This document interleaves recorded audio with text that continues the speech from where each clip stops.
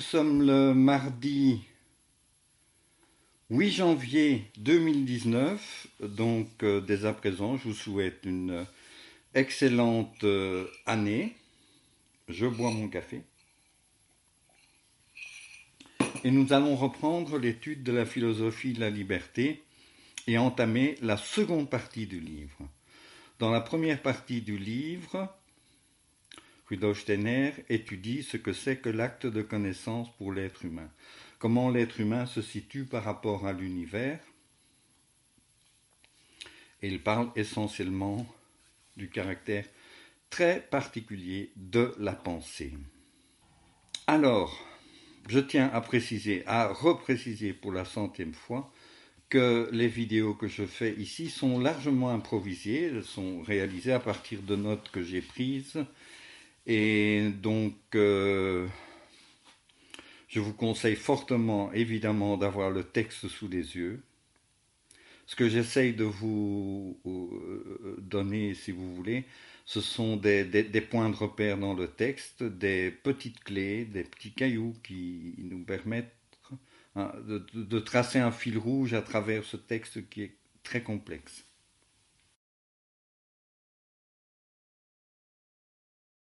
Alors, qu'est-ce qu'on entend par les facteurs de la vie? En gros, Rudolf Steiner considère que l'être humain est un être de pensée, de sentiment et de volonté.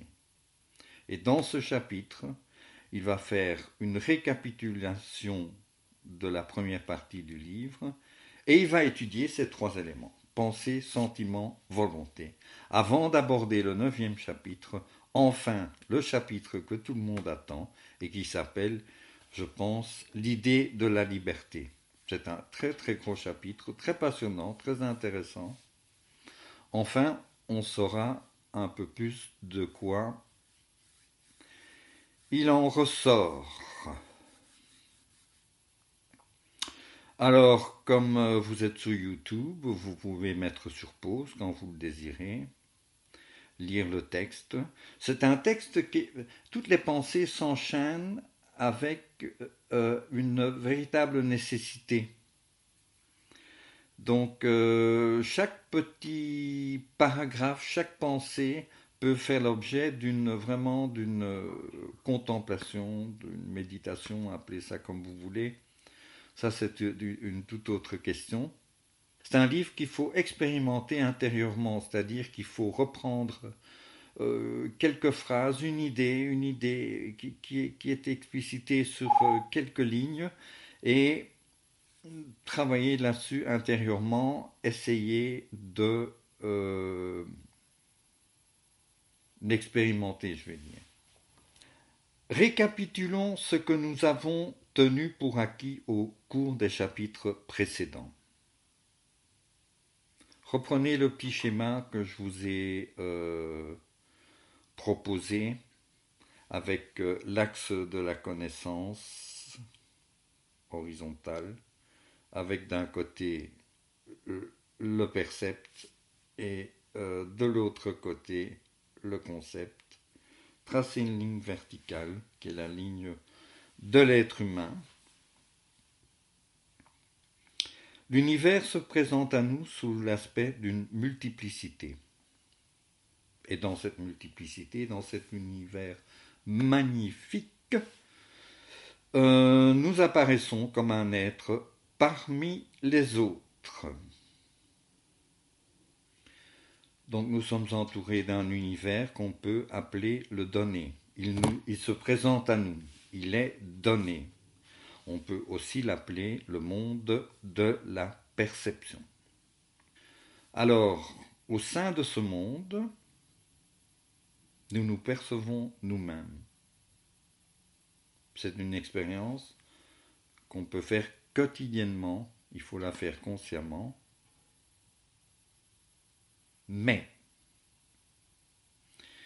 il existe en nous un élément qui est capable de ramener comme un centre la somme de toutes nos perceptions.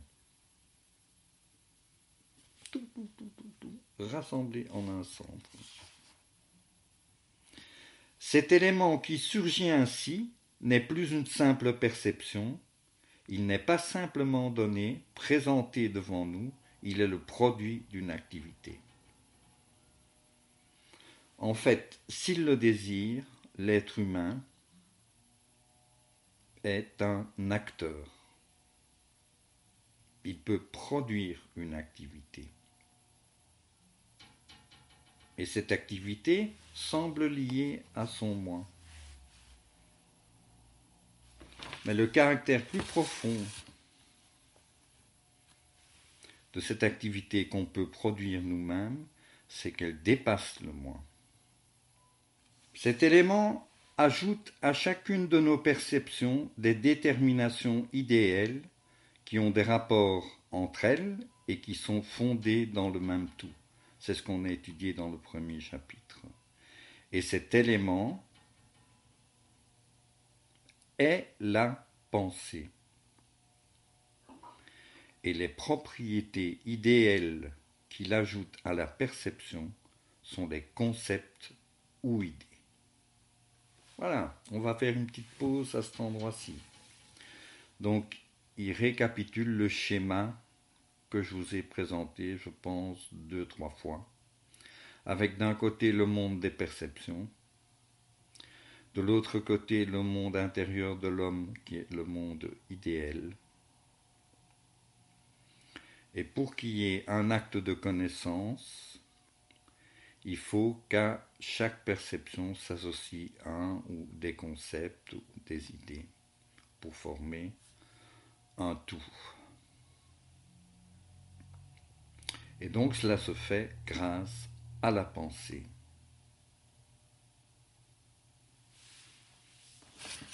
Petite pause et la suite.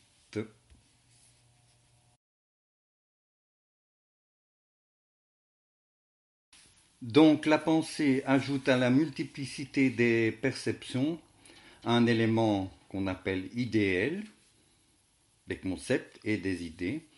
Et grâce à ça, si vous voulez, le cercle se referme et on accomplit un acte de connaissance.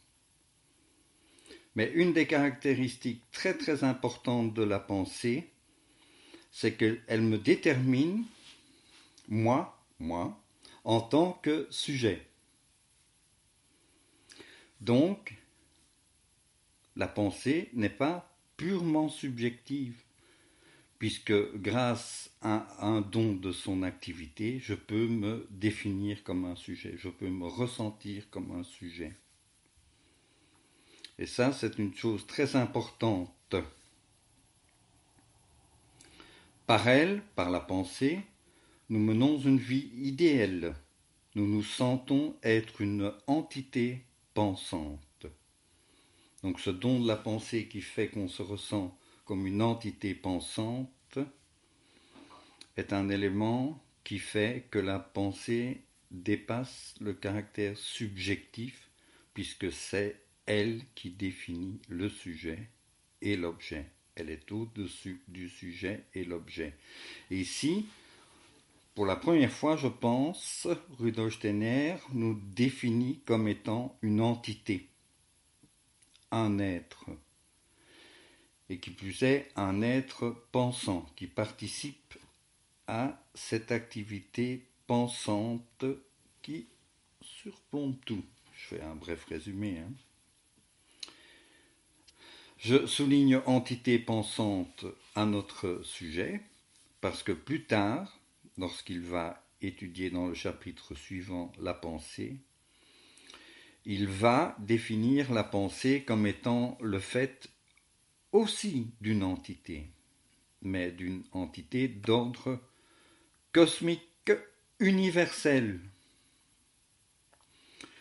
Donc la pensée n'est pas une chose, c'est une activité. Qui dit activité dit être. La pensée est un être, mais qui est cet être et comment se mettre en rapport avec lui? Telle est la question. Maintenant, si on n'accomplissait que des actes de connaissance, on serait des êtres de pur savoir. Disons qu'on serait une énorme bibliothèque et c'est tout. Mais À cette activité pensante s'ajoute à l'intérieur de l'être humain ce qu'on appelle le sentiment. En fait, si on n'était que des êtres de savoir, notre vie s'épuiserait dans l'acte d'établir des rapports conceptuels entre les perceptions. Donc, notre vie n'est pas remplie par l'activité conceptuelle. En fait, nous sommes aussi des êtres de sentiment. Seulement, le sentiment qui garantit la réalité de notre personne, on se ressent soi-même vivant, est un peu le pendant du réaliste naïf quand il examine les perceptions. Tout ce qui est perceptible est réel. Je me perçois ma main, je suis réel. Et donc, c'est vrai, c'est une garantie de mon existence. Mais il ne faut pas oublier que le sentiment tel qu'il nous apparaît sous sa forme brute attend, lui aussi, qu'on lui adjoigne un concept, une idée qui vienne l'éclairer. En tant que tel, le sentiment est quelque chose d'obscur. Comme exemple, je vous dirais, vous vous trouvez en face d'une femme et vous avez un drôle de sentiment qui monte en vous, qui vous trouble. Vous ne savez plus comment ranger les livres dans la bibliothèque. Les journées semblent de plus en plus longues quand elle n'est pas là. Le temps passe et tout à coup une illumination vous vient. Mais je suis amoureux.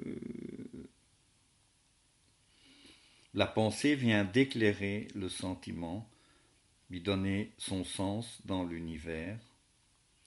Et à ce titre-là, la pensée est tout d'abord et avant tout une perception comme les autres à laquelle il faut adjoindre une idée, un concept. C'est pourquoi le sentiment, comme la perception, apparaît toujours dans la vie avant la connaissance. Suite à cela, il y a des êtres, des personnes, des penseurs qui ont élevé le sentiment, qui est une réalité subjective, au rang de principe universel. C'est ce qu'on appelle la philosophie du sentiment. Comme le sentiment est une chose absolument individuelle, une chose qui se rapproche de la perception, il s'ensuit que les philosophes de cette école, la philosophie du sentiment, font un principe universel de ce qui n'a aucun sens hors de leur propre personne. Donc ils cherchent à remplir l'univers avec leur propre moi. Mais le sentiment, en effet, est un fait purement individuel. C'est la relation du monde extérieur à notre sujet, dans la mesure où cette relation constitue une expérience purement subjective.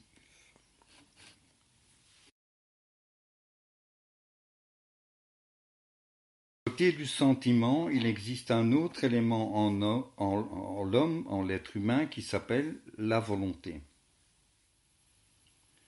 Avec le sentiment, on ressent notre relation des objets à notre sujet.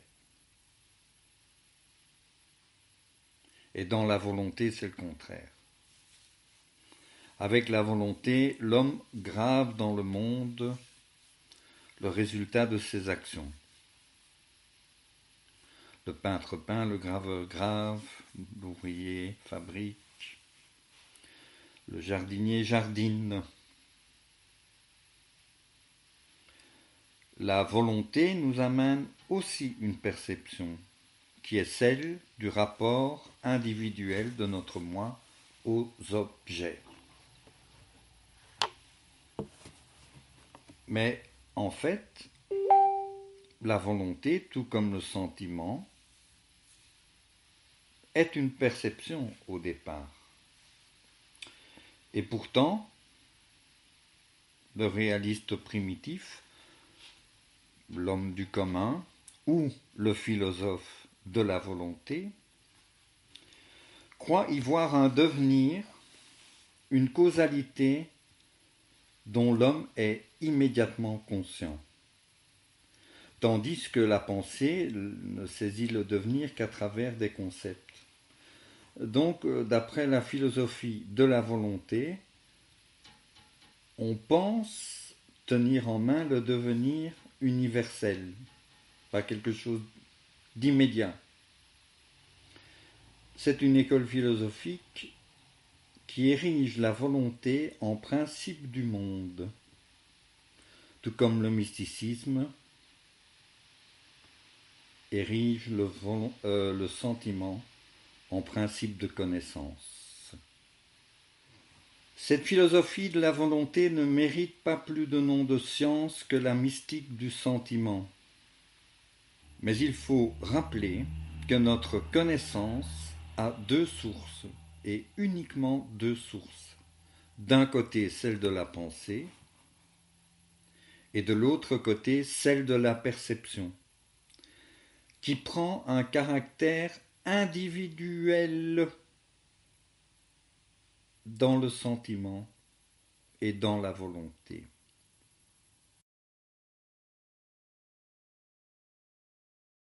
À la fin du chapitre, il y a un appendice très important à la nouvelle édition de 1918, si je lis bien, peu importe.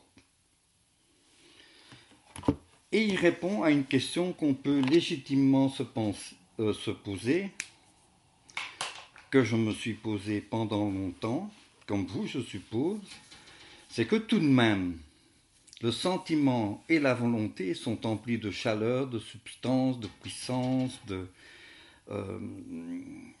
et à côté de ça, la pensée nous apparaît plutôt comme quelque chose de froid, comme quelque chose de glacé, de parfaitement impersonnel. Et là, il y a un dilemme. Et en fait, dans ce petit addendum, cet appendice, il souligne cette difficulté, Rudolf Steiner. Et il dit, s'il est particulièrement difficile à notre pouvoir d'observation de saisir la pensée dans son être réel, c'est que cet être nous échappe trop rapidement à l'instant même où nous dirigeons sur lui notre attention. D'abord, franchement, c'est un être. Et deuxièmement, au moment où on veut le saisir, il nous échappe.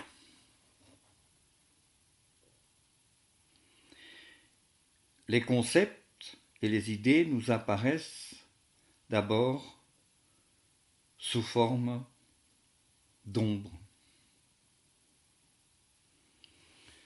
Au moment où on en prend conscience, ils sont comme un résidu abstrait et mort, une sorte de cadavre. C'est Céline qui disait, quand il écrivait, il était frappé du fait qu'il ne retrouvait que des cadavres sur les pages où il écrivait. Et nous, la première chose qui se passe lorsqu'on perçoit, on prend conscience d'une pensée, c'est « Mon Dieu, qu'est-ce que c'est mort ?» Et donc, à ce fait, on serait tenté de lui opposer un élément plein de vie, comme la mystique sentimentale ou la volonté. Que sont donc ces pures pensées, mes chers amis ?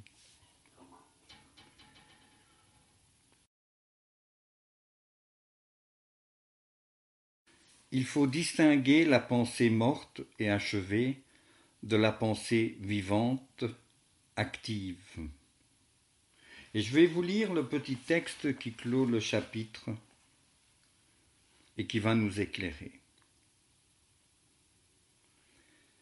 Mais si on s'élève jusqu'à vivre vraiment dans la pensée, on s'apercevra qu'on ne peut aucunement comparer les effusions de la pure sentimentalité ni la force de l'élément volontaire à cette richesse intérieure, à ces expériences à la fois concentrées et mobiles qui constituent cette vie dans la pensée,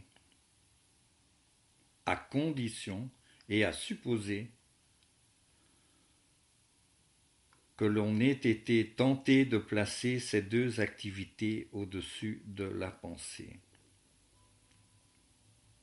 Donc il faut avoir accès à la pensée vivante. Le travail sur la philosophie de la liberté donne accès. Je continue. C'est justement cette richesse, cette plénitude intime de la pensée qui, dans l'attitude ordinaire de l'homme, donne à son reflet une apparence froide et inanimée. Aucune des activités de l'homme n'est aussi facilement méconnue.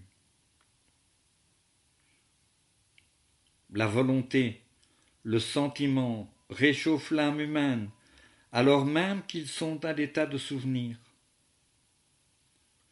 Dans le souvenir, au contraire, la pensée demeure le plus souvent une chose indifférente. Il semble qu'elle dessèche l'âme. Mais ceci est précisément l'effet d'ombre projeté par sa réalité lumineuse et chaleureuse qui plonge en toutes les apparences de l'univers.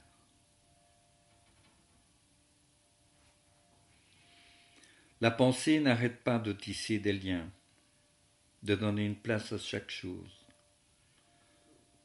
sous cette forme lumineuse et chaleureuse. Ça, c'est moi qui souligne. Vous aurez remarqué. Bon. Cette descente dans la pensée active s'opère avec une force qui déborde d'elle-même et qui, spirituellement, peut être nommée une force d'amour.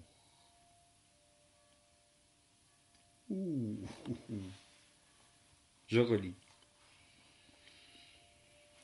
Cette descente dans la pensée active s'opère avec une force qui déborde d'elle-même et qui, spirituellement, peut être nommée une force d'amour. Voilà ce qui est dit de la nature véritable de la pensée sous sa forme vivante.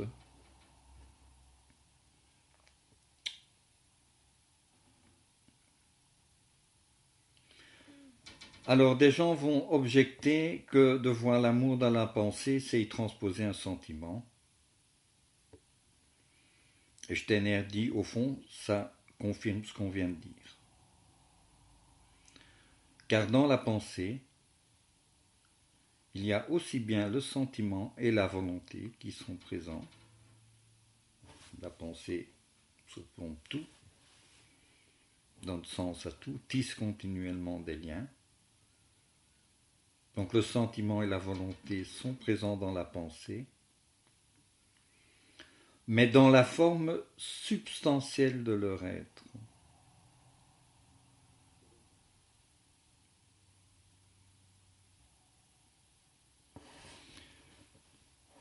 Je relis la phrase précédente. Méditez-la avant d'aborder le chapitre 9, l'idée de la liberté. Cette descente dans la pensée active s'opère avec une force qui déborde d'elle-même et qui, spirituellement, peut être nommée une force d'amour. La pensée, en fait, c'est amour, lumière, vie, plénitude, C'est glorieux. À bientôt mes chers amis.